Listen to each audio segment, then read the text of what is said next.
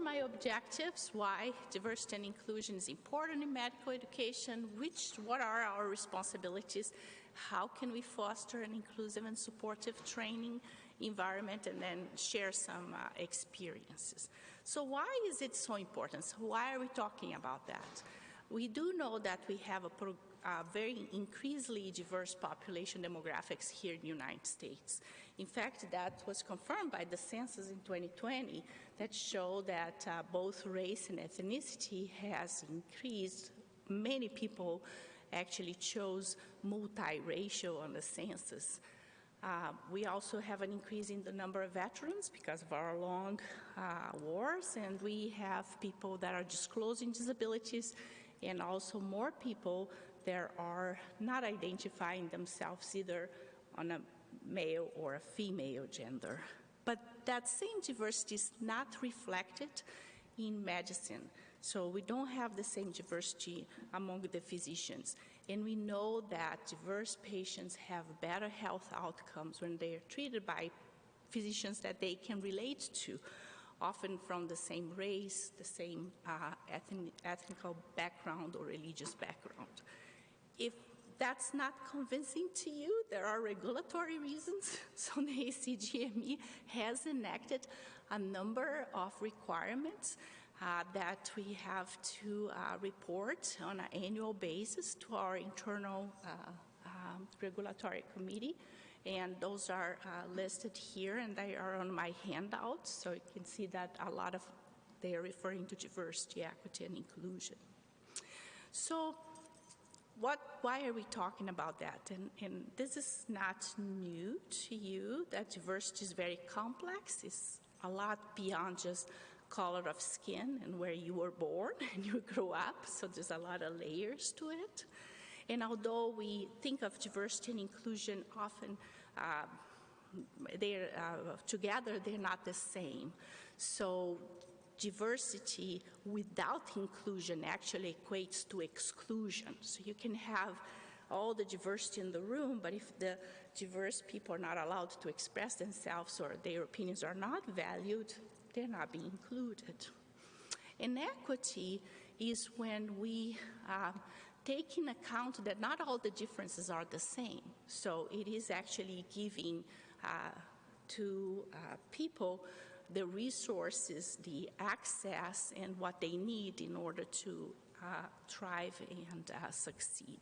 When we have all those things connected, the results are extraordinary. As you can see here, people have a sense of belonging, they participate, they feel fulfilled, they respect. So what is our part? So how can we provide this environment to our trainees, and how can we attract the underrepresented minorities that are represented in the population but are not seen among our physicians to our specialty? So there's a number of measures addressing bias, addressing microaggressions, creating a strong network of mentors and sponsors, ensuring that we have safe spaces and supportive systems, and above all of it, we need to those initiatives have to be data-driven, and we have to have outcome measures, because what's not measured doesn't get done. So bias is insidious. This is not new to you. We all have bias. Nobody's free of bias, but it has deleterious effects in medical education and patient care.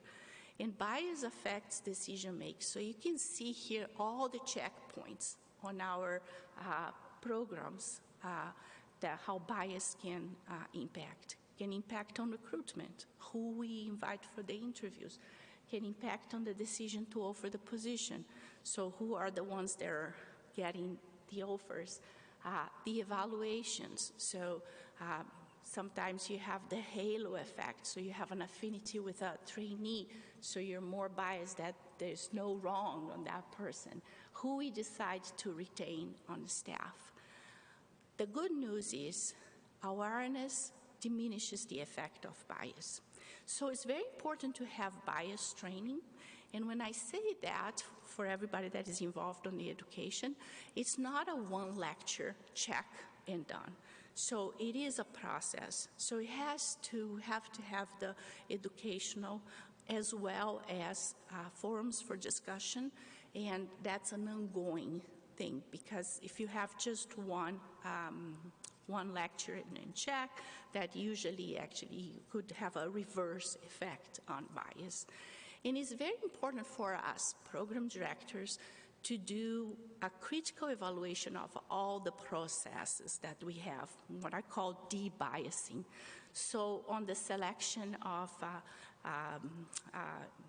criteria for inviting candidates for interviews, there's a lot of emphasis now on having a holistic evaluation. So looking at the candidate, not only measuring them by the traditional measures of success, which were board scores and where did they went to medical school or college, but also, where they grew up. Did they have hardships? Did they had jobs? And having that more of a holistic approach. Looking at the interview process, and an article, very interesting article, was published just before we had the timeline by Dr. Balhara, and it was on the Journal of Graduate Medical Education, and it was all about the interview process. And I recommend you to look it over and discuss with your staff, because that article went step by step, showing strategies to reduce bias during the interview process. In fact, questioning if it would be better to have blinded interviews, because sometimes when we review the applications before we meet with the candidate, we already make up our minds, So it's a very interesting. And also use the same process for performance evaluations, assignment of research projects. Microaggression, which is a form of bias, is directed against a minority group. And it has a very adverse effect, psychological and physical, on the person that is affected. The chronic process, repetitive process, can create anxiety, depression, lowers the self-esteem. A few years, the term is not new, it's from 1970s, but in 2007 it was divided in micro-assault, micro-insults, micro-invalidation, and environmental microaggressions, which is the milieu that we have on the environment that shows a bias against minorities. So addressing microaggressions, I think the most important are the institutional responsibilities. There has to be a very strong culture that that's not acceptable, with policies, including policies from the staff to the trainee, as well as patients to the trainee. I had our institution 4 years ago had a policy made. Mayo is always had the motto operandus of the patient needs come first, but 4 years ago we instituted that policy, and I've seen firsthand that, in effect, one of our trainees was subject to a very, very deleterious comment during an apheresis procedure by a patient that was very stressed, but that patient was made to apologize, otherwise they would be fired from receiving care at Mayo, because it was a really bad thing. 10 years ago, you would just say, probably would just not even say anything to the trainee. And also, like I said, there has to be a reporting system and a very safe, supportive environment for our trainees. It's important also to develop systems to disrupt microaggressions. So empowering the people that are around the witness to become upstanders instead of bystanders. Don't just sit there, say something. And you can use a framework like think about, gather your thoughts, the GRIT framework. So gather your thoughts, rephrase, because then you give the chance to the other person to think, ooh, that really sounded bad, and address it. If you're not the subject of the microaggression, you shouldn't say, oh, this is bad. You say, have you considered that is, kind of rephrased that way? We need to improve inclusion and retention of minorities, and with that, we need to develop a strong network of mentors and sponsors, encourage participation in support groups.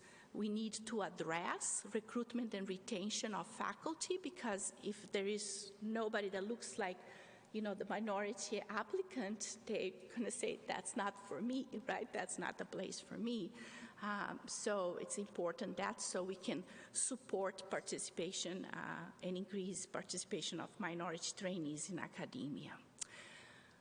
If you're thinking, oh my gosh, I'm going to have to develop programs, this and that, we have a lot of resources. So ACGME has a wonderful site, and it has a committee, and it has a group that meets monthly, so which I participate and is open to everyone. The email is on my handout. The American Association of Medical Colleges similarly has programs as well. Our society, under the leadership of Dr. Barkham, has started a committee on diversity, equity, and inclusion. And besides that, the business world is way ahead of us. So there's a lot of resources on Deloitte, Harvard Business Reviews, and others. But like I said, it has to be data-driven. And I would say what's not measured, it doesn't get done. So we already have to report some of those things for the ADS, for the ACGME. Partnering with your educational offices can be very helpful. But it's also important to look at your own program and develop your own metric specifics and your goals. Just quickly, that goes with Dr. Nayar said. We have a huge recruitment problem coming up. This is a report from the American Association of Medical Colleges, just came 2020. And you can see here that we had, just highlighting here, 67% of our active physicians in anatomic and clinical pathology are over the age 55. And there has been a decrease in 7% interest in our specialty in the last 5 years.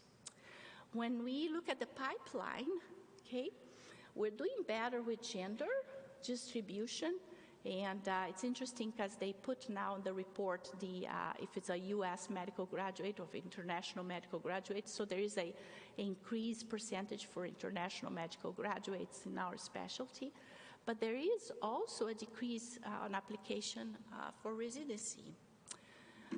In Cytopath, the distribution is very good for gender. We have a very high percentage of international medical graduates, which is going to require us to be very culturally agile, and sensitive, because this group tends to be more diverse, right?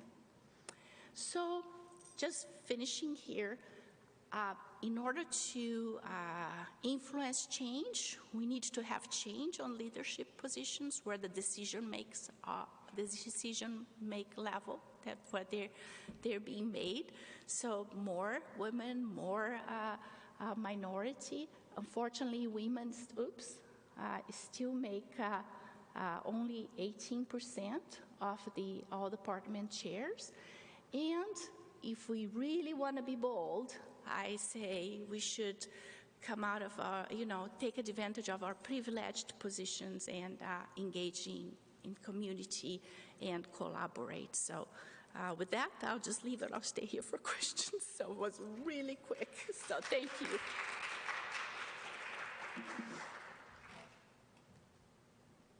And I put my email here if somebody wants to. Thank you.